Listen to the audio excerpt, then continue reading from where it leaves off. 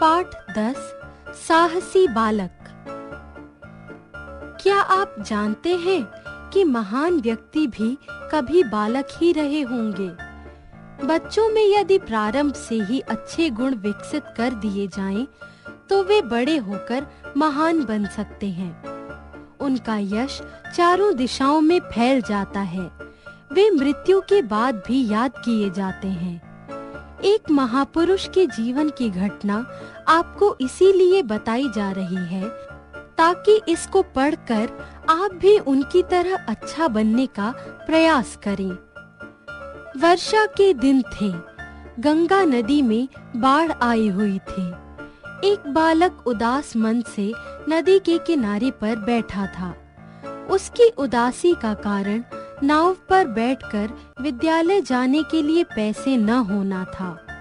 वह विद्यालय जाना चाहता था। उसके कुछ मित्र नाव में बैठे थे।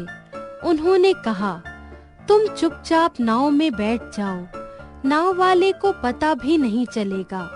वह तुमसे पैसे भी नहीं मांगेगा। बालक ने कहा, नहीं, ऐसा करना चोरी है। मैं कभी चोरी नहीं करूंगा।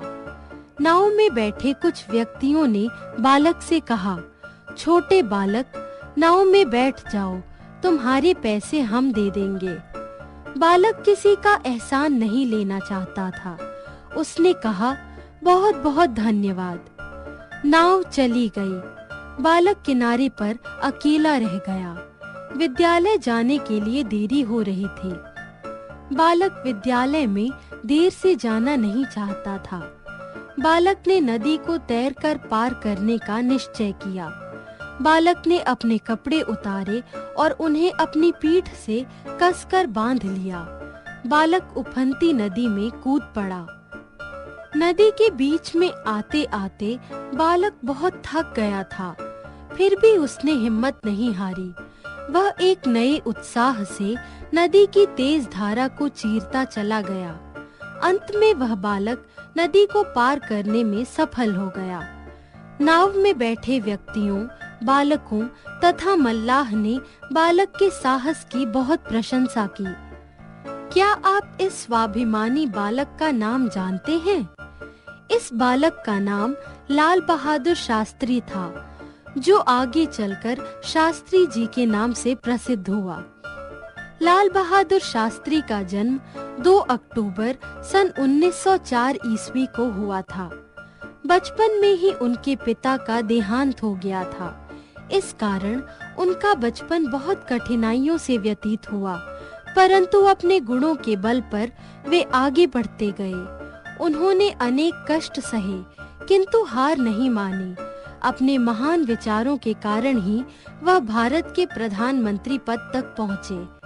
लाल बहादुर शास्त्री का रहन सहन बहुत सादा था, परंतु उनके विचार बहुत ऊंचे थे। वे सच्चे और ईमानदार थे। गलत कार्य उन्हें कभी पसंद नहीं था। उनका शरीर कमजोर था, परंतु उनकी आत्मा बलवान थी। वे परिश्रमी, सीधे सादे तथा निडर थे। 11 जनवरी सन 1966 ईस्वी को इस महापुरुष का देहांत हो गया। उनका दिया नारा जय जवान जय किसान सदियों तक सारी दुनिया में गूंजता रहेगा। वे मरकर भी अमर हैं। शिक्षा।